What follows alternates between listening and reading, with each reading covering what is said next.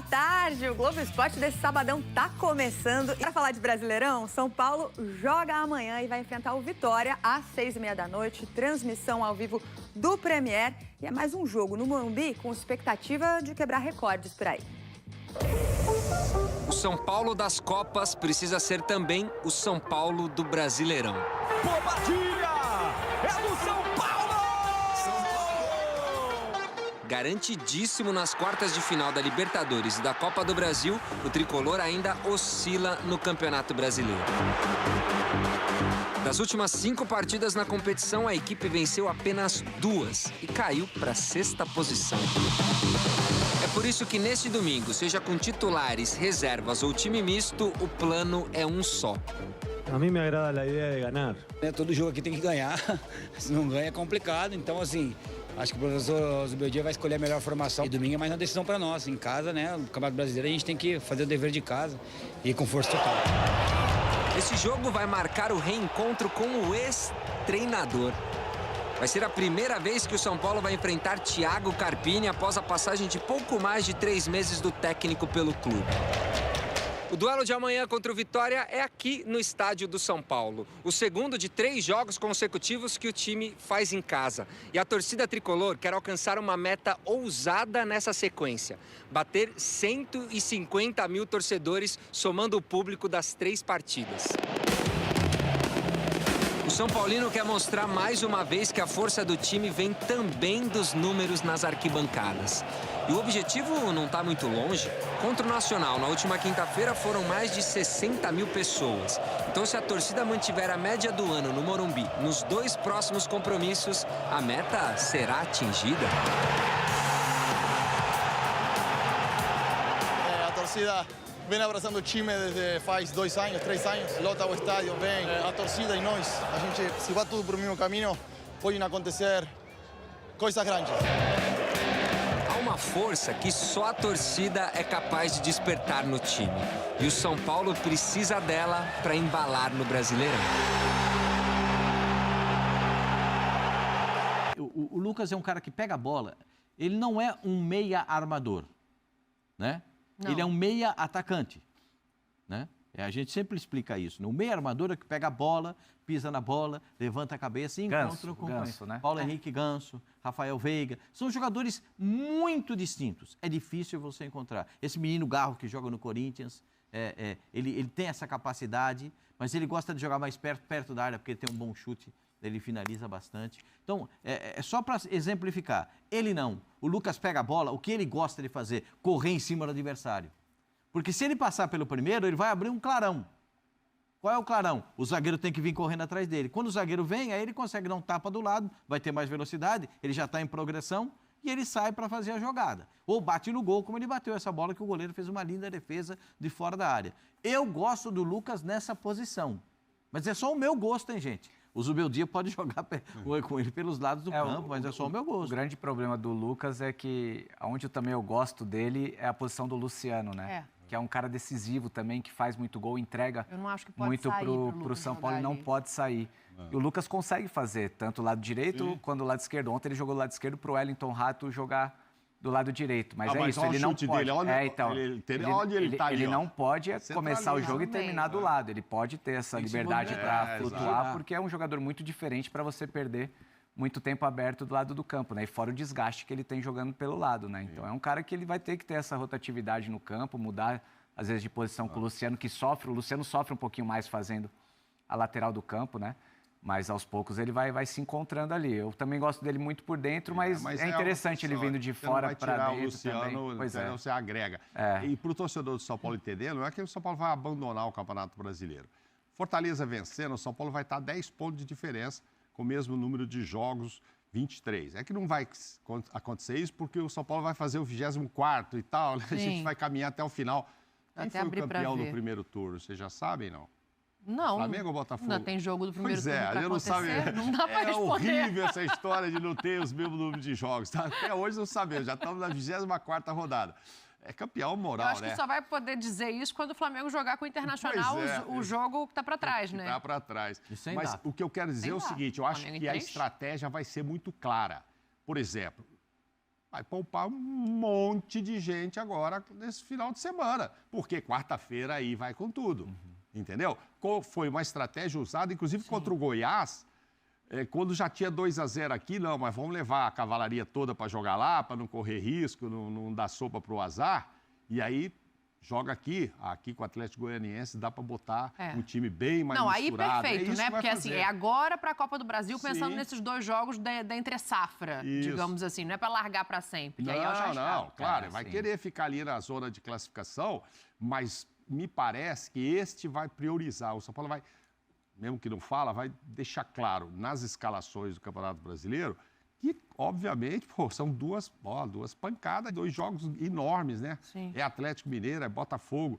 E o São Paulo com chance de ir para frente. Então, assim, vai administrar. Outros times não conseguem nem fazer isso.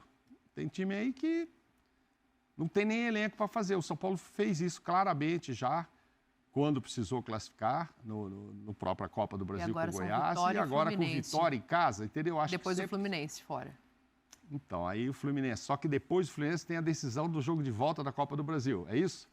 Aí, dependendo do que aconteça... São 2 semanas seguidas. Então, é isso. Aí, dependendo do que aconteça nesse primeiro jogo da Copa do Brasil, é fora ou dentro do São Paulo? Ixi, Maria, vocês estão fazendo umas perguntas difíceis. Não, para saber, né? Você perde... Primeiro é no Morumbi, São Paulo e Galo, depois na Arena MRV, o jogo da volta. Mesmo jogando o primeiro em casa, a gente nunca está esperando, o São Paulo vai golear e tal. Esses confrontos, assim, é muito difícil ter, ou a favor do Atlético ou do São Paulo, um placar dilatado. Sim. Então, de todo jeito, vai levar essa decisão para lá. Então, acho que administra nesse final de semana e também contra o Fluminense. É nesse caso que eu estou dizendo que o São Paulo vai olhar o Campeonato Brasileiro de uma forma diferente, porque ele está muito bem posicionado, mas contra adversários dificílimos nas 2 competições, Copa do Brasil e Libertadores. Ô, Pascoal, olha aí para trás de você, ó. Esse moço Caleri que tá aí atrás de você. Caleri, você fala o quê dele? Que parece que nasceu por quê? O Caleri nasceu com a camisa do São Paulo, mas ninguém falou para ele, né? Ele foi descobrir quando ele chegou no Morumbi. Porque a torcida grande. Ontem a torcida fez uma homenagem muito bonita para o Tele Santana. A torcida fez uma homenagem para o Tele, espetacular ontem, gritando o nome do Tele depois que o time fez o 2º gol. Foi espetacular a manifestação. É que o Tele não sai da cabeça do torcedor do São Paulo, né? É bicampeão mundial com o São Paulo. Então não dá para sair da cabeça do torcedor. Então eu acho que essa manifestação da torcida foi muito bonita. Como disse o presidente do São Paulo, é mais uma daquelas noites de Libertadores da América jogando no Morumbi. O Fábio jogou e sabe muito bem o que é. O maior público do ano lá, hein? Mais de 60 mil pessoas presentes. O maior público desta temporada. O Nacional não tem... O Nacional tem um time que defensivamente até se comporta bem. O problema do Nacional é a saída do meio-campo para o ataque. O time não tem pegada, não tem punch na parte ofensiva. E falta muito, Caleri. Dá uma olhada nele lá. Esse é espetacular. Sabe por quê? É um centroavante que bota respeito pro adversário. O zagueiro vai jogar contra o Caleri e fala, e se ele tiver uma chance, ele faz. Ele não precisa de 2, ele precisa de uma. Olha aí, só gente olha o que está nessa tela. O Pascoal falou de Tele, de homenagem, de história. Ele está prestes a entrar ali entre os gigantes dessa história. Eu joguei com o Luiz e com o Rogério no São Paulo. Eu sei o tamanho da idolatria que o torcedor de São Paulo tem por esses jogadores. Então, esses números do Caleri são muito grandes, assim, sabe? Óbvio que ele tem o reconhecimento do torcedor são paulino. A gente brincava, né? Quando eu jogava, se você pudesse escolher um jogador de outra equipe para jogar no seu time, a maioria dos jogadores falavam em Caleri. Você pergunta para os torcedores do Palmeiras, do Corinthians, do Santos, qual jogador da equipe rival você gostaria de estar? Porque é um cara que realmente ele incorporou a camisa do São Paulo, é um cara que briga por todas as bolas, faz gol, ele entrega muita coisa, né? Então, bacana ver esses números do Caleri, que tá para igualar, né? E quem sabe passar dos 2 maiores ídolos recentes do São Paulo, né? O Rogério. 2 jogos, pelo menos, né? Para fazer. Eu ia perguntar isso agora. Eu ia falar, não vai ter placar de Brasileirão hoje, não. Mas vai ter palpite. Ele passa o Rogério e o Fabuloso nessa temporada de Libertadores ou não? Eu tenho quase que convicção. Se ainda tem 2 jogos para fazer. Tem 2 jogos contra o Botafogo. São jogos difíceis? Muito difíceis. Mas você já reparou que o São Paulo, contra Botafogo, contra Flamengo e contra Palmeiras, o São Paulo é osso. Sim. Você já reparou como o São Paulo encontra o antídoto contra essas equipes que têm estilo de jogo e o estilo de jogo que o São Paulo parece que encaixa uma marcação e ele tem alguma liberdade para jogar? Então, isso me chama a atenção também no time do São Paulo. No trabalho do Zubeldia, né?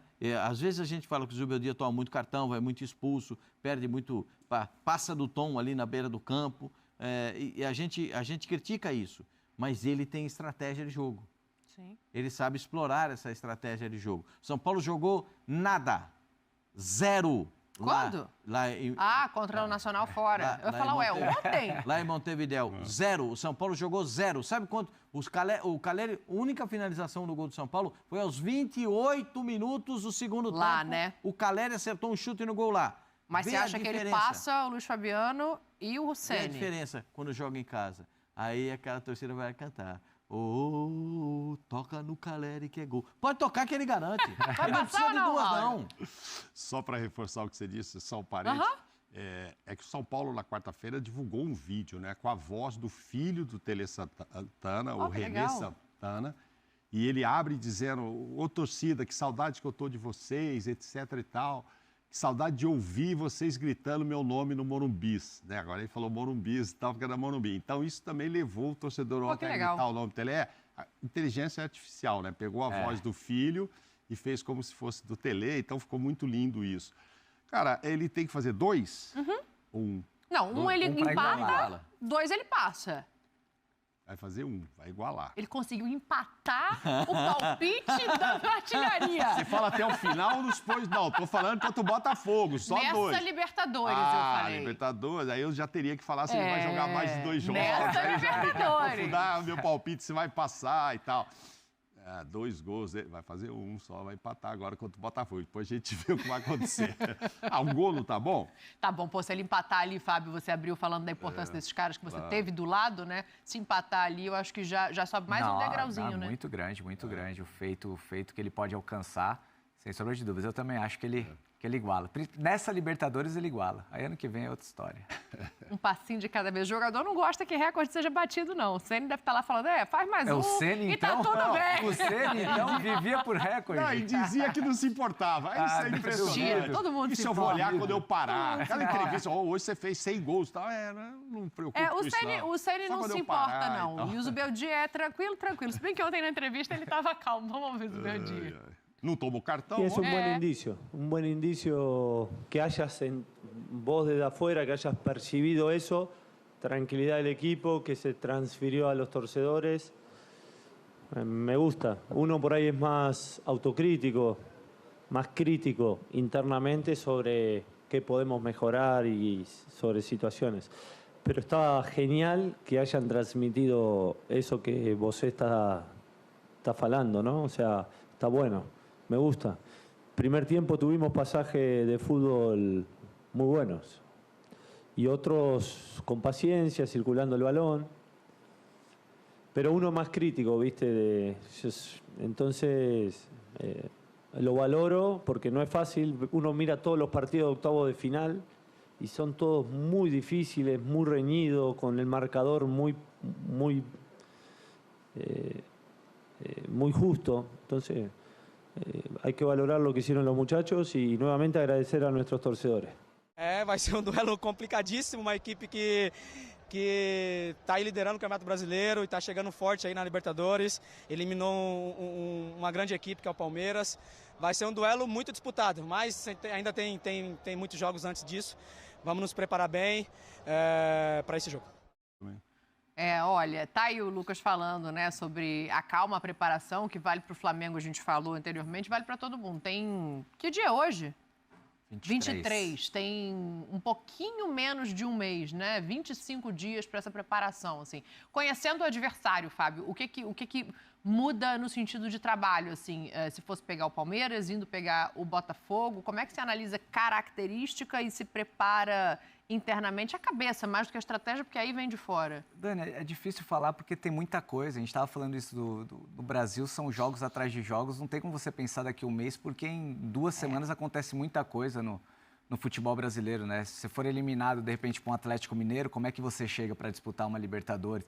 Se você passa do Atlético Mineiro numa Copa do Brasil, você chega muito mais fortalecido para enfrentar um Botafogo. Então, acho que tem que viver jogo a jogo, como ele falou ali, competição a competição, e lá na frente ver como é que vai ser, mas que eu tenho certeza que, como foi o confronto Botafogo e Palmeiras, o confronto das oitavas, eu acho que o principal confronto dessas quartas vai ser São Paulo e Botafogo. Mas que tem uma diferença aí nessa preparação, já que você usou essa palavra.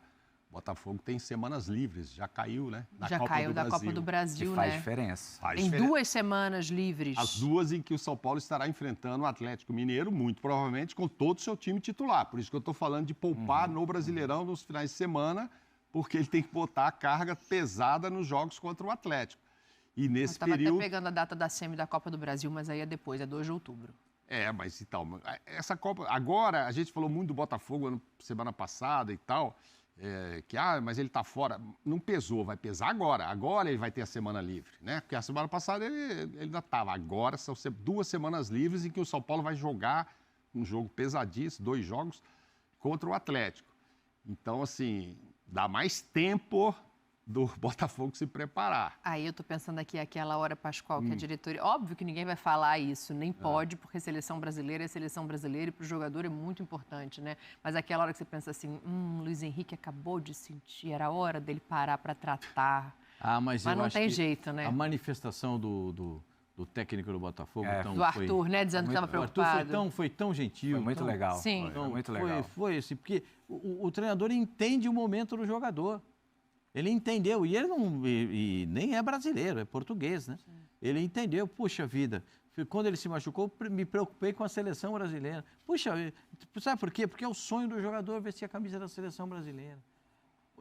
O Luiz Henrique voltou do futebol espanhol para o Botafogo e parece que nunca tinha saído do futebol brasileiro. Né? Ele só saiu uma passagem do Fluminense para jogar na Espanha e voltar para o Botafogo, mas voltou no mesmo nível. Agora, eu não sei como é que está a lesão dele na panturrilha. Ele disse que não tem uma lesão, né? Que ele sentiu ali e tal, um desconforto, que vai precisar de um tratamento, mas que não chega a ser uma lesão preocupante. Eu nunca vi na panturrilha o sentir dor, não tem lesão. Ser lesão, né? Nesses pouquinhos anos que eu tenho, o Fábio jogou também há algum tempo, o jogador quando sente a panturrilha, alguma coisa tem. Alguma coisa. Ninguém sai do jogo com dor na panturrilha sem ter nada. Entendi. A minha visão, eu não sou médico, né? Sim. Mas é a minha visão. Hoje tem uns tratamentos que para jogador de futebol com esse tipo de lesão, que a gente fala assim, esse cara vai levar 20 dias para voltar. Mas quando ele entra lá na fisioterapia, eles têm uns equipamentos, um trabalho. Você fala assim, isso vai levar 20 dias para voltar, em 5 ele já está treinando. Sim. É isso, Fábio? Estou lembrando aqui só o seguinte, Fábio. Na verdade, o São Paulo faz o primeiro jogo com o Atlético Mineiro e depois vem a história da seleção. Então tem 12 dias para os dois também descansar. Tem uma data FIFA aí no meio, né? Então o São Paulo também terá um bom prazo aí para descansar, porque inclusive não teve ninguém convocado, nem o goleiro que... Aí sabe o que tem que ver? Se vai ter algum jogo atrasado do brasileiro nessa data FIFA, se não vão encaixar. Pode Bobadilha, pode ser convocado. Olha, tem coisa para ver. A gente vai começar a ficar doido aqui.